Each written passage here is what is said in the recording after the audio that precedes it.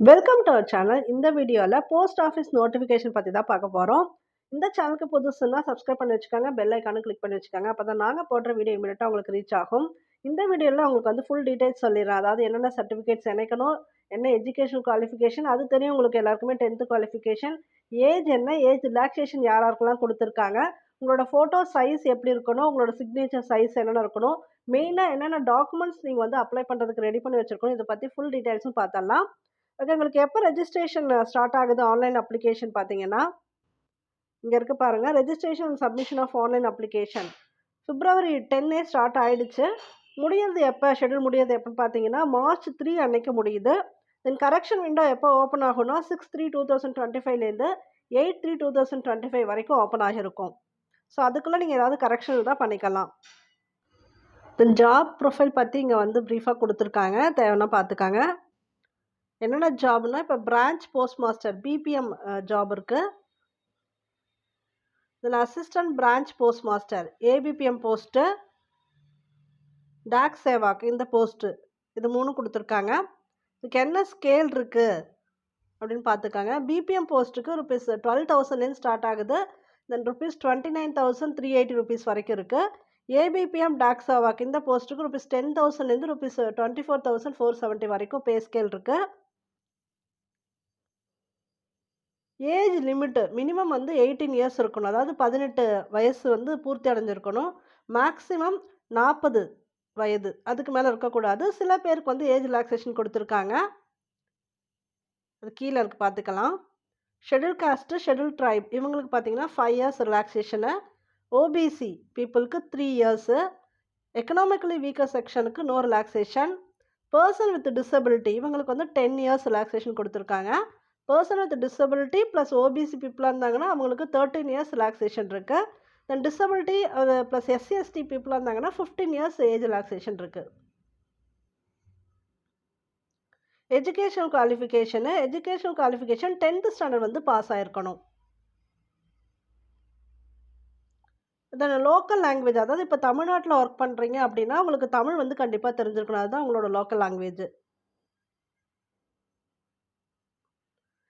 Other qualifications என்னென்னா knowledge of computer knowledge இருக்கணும். Knowledge of cycle ஓட்ட தெரிஞ்சிருக்கணும். அடிக்குவேட் மீன்ஸ் ஆஃப் லவ்லிஹுட் வாழ்வாதாரம் போதுமானதாக இருக்கணும். அந்த மாதிரி கொடுத்துருக்காங்க.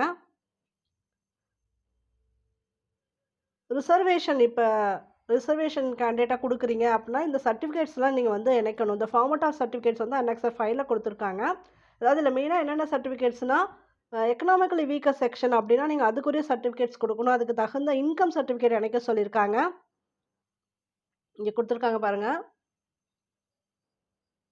ரீசெண்டாக எடுத்து இருக்கக்கூடிய இன்கம் சர்டிஃபிகேட்ஸ் நீங்கள் இணைக்கணும்.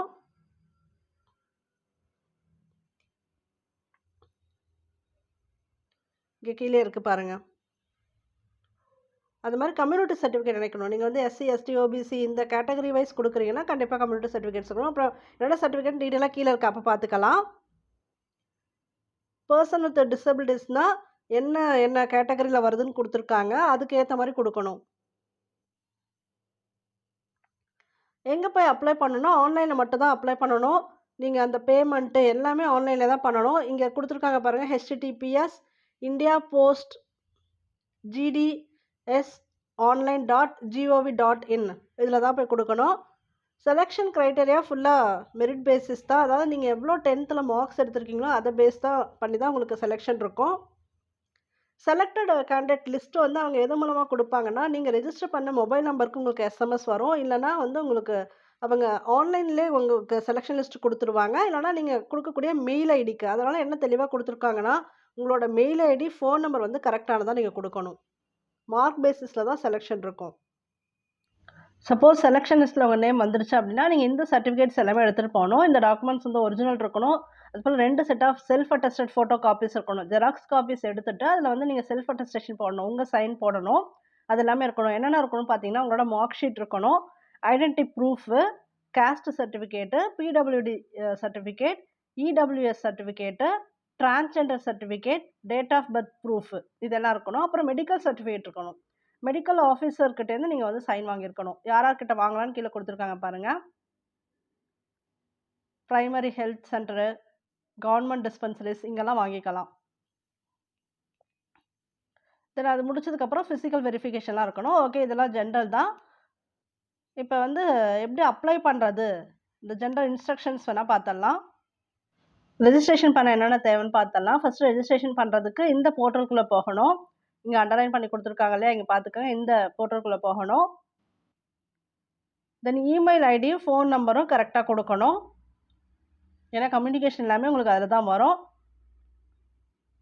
Then once the applicant register the same mobile number and email ID will not be allowed for any further registration of any other applicant.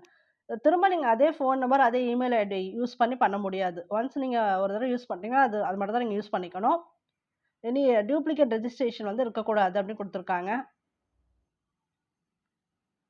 நீங்க வந்து சப்போஸ் உங்க ரெஜிஸ்ட்ரேஷன் நம்பர் மிஸ் ஆயிடுச்சுன்னா, ஃபர்கெட் ரெஜிஸ்ட்ரேஷன் ஆப்ஷன் குடுத்து வந்து எடுத்துக்கலாம். Details எடுத்துக்கலாம்.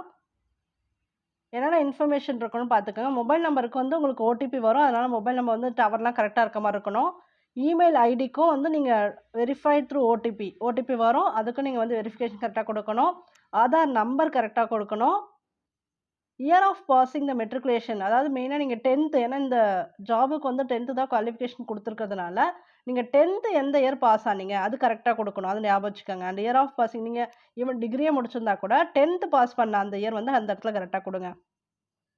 ஃபோட்டோவோட size என்ன இருக்கணும்னா, உங்களுக்கு லெஸ் தென் 50 கேபி தான் இருக்கணும். ஜேபிஜி ஃபார்மேட்ல இருக்கணும். லெஸ் தென் 50 கேபி இருக்கணும். அது மாரி சிக்னேச்சர் வந்து ஸ்கேன் பண்ண சிக்னேச்சரோட சைஸ் பார்த்தீங்கன்னா, 20 கேபிக்கு கம்மியா இருக்கணும். Less than 20 KB. அதுவும் ஜேபிஜி ஃபார்மேட் தான். ஃபீஸ் யாராருக்குன்னு பார்த்தரலாம். ஃபீஸ் வந்து ஜென்ரலா ₹100 பட் யாராருக்கெல்லாம் எக்செப்ஷன் அதுவும் பார்த்தரலாம். ஃபீமேல் அப்ளிகன்ட்ஸ்க்கு ஃபீஸ் கிடையாது. எஸ்சி, எஸ்டி அப்ளிகன்ட்ஸ்க்கும் கிடையாது. பிடபிள்யூடி அப்ளிகன்ட்ஸ்க்கு கிடையாது. அண்ட் டிரான்ஸ் உமன் அப்ளிகன்ட்ஸ்க்கும் ஃபீஸ் கிடையாது. மீதி எல்லாருக்குமே வந்து ஃபீஸ் உண்டு. நீங்க வந்து ஃபீஸ் எது மூலமா பே பண்ணணும் அப்படின்னா, ஆன்லைன்ல தான் பே பண்ணணும். ஒண்ணு credit or debit cards, net banking, UPI இது மாரி எது வேணா யூஸ் பண்ணிக்கலாம். பட் என்னன்னா, ஆன்லைன்ல மட்டும் தான் பே பண்ண முடியும். நீங்க அப்ளிகேஷன ஆன்லைன்ல மட்டும் தான் போட முடியும். உங்களோட ரெஜிஸ்ட்ரேஷன் நம்பர கண்டிப்பா நீங்க வந்து நோட் பண்ணிக்கணும். பேமெண்ட் ஃபீஸ் எல்லாத்துக்குமே இது வந்து தேவை. அதனால வந்து ரெஜிஸ்ட்ரேஷன் நம்பர் கரெக்ட்டா நோட் பண்ணிக்கங்க. ஒன்ஸ் நீங்க வந்து பேமெண்ட் பண்ணிட்டீங்கன்னா, ரீஃபண்ட் பண்ண மாட்டாங்க. இப்ப அப்ளிகன்ட்ஸ் யாராருக்கெல்லாம் பேமெண்ட் இல்லையோ, அவங்க வந்து டைரக்ட்டாவே நீங்க வந்து ஆன்லைன்ல அப்ளை பண்ணிடலாம். ஏன்னா சில பேருக்கு சொன்னேன் இல்லையா? அவங்கலாம் வந்து ஆன்லைன்ல நீங்க டைரக்ட்டா அப்ளை பண்ணிடலாம். ஃபீஸ் வந்து பே பண்ண வேணாம். ஸோ இதில பேசிக் இன்ஃபர்மேஷன் நீங்க தெரிஞ்சுக்க வேண்டியது இவ்வளோ தான். நீங்க அப்ளை பண்ணி பாருங்க. அதில உங்களோட பேசிக் டீட்டெயில்ஸ் இந்த மாரி தான் கேட்டிருக்காங்க. ஏதாவது டவுட் இருந்தா கூட நீங்க வந்து மெசேஜ் பண்ணுங்க. ஈஸியா தான் இருக்கும் அப்ளை பண்றதுக்கு. ஓகே. தேங்க் யூ ஃபார் வாட்சிங்.